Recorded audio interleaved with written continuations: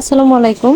আগের ভিডিওতে আমি গা মাজনি কিভাবে বানানো শুরু করতে হয় সেটা আপনাদের সাথে শেয়ার করেছিলাম। আর আজকে হচ্ছে আমি গা মাজনির শেষ পর্যায়ে চলে এসে কিভাবে আপনারা এটার হ্যান্ডেলটা তৈরি করবেন এবং মুখটার সাথে হ্যান্ডেলটা জোড়া দিবেন সেটা আপনাদেরকে দেখানোর চেষ্টা করব।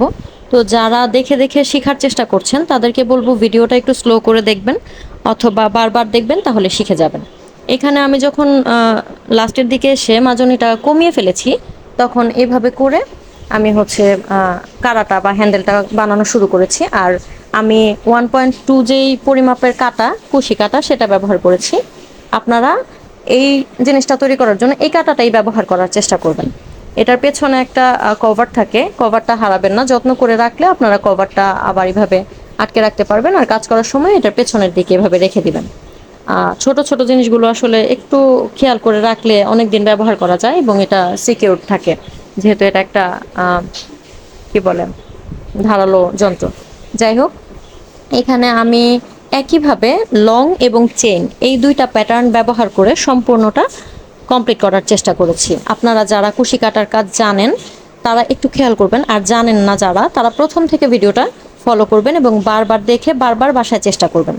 এখানে আমি লং দিচ্ছি। লং যে বুননটা, এটাকে আমরা লং বলি।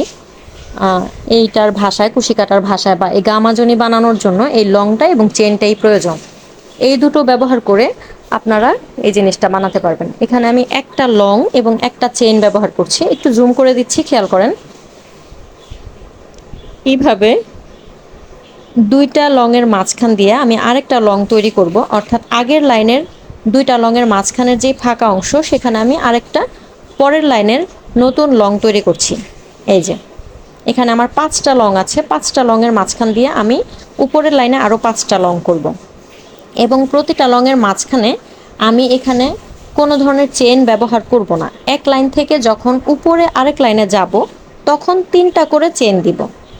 আবার বলছি, 5টা লং করার সময় আমি মাঝখানে কোনো চেইন ব্যবহার করব না। প্রত্যেকটা লং তৈরি করার পরে একদম সাইডে এসে আমি যখন উপরের লাইনে যাব তখন আমি একসাথে 3টা লং দিব।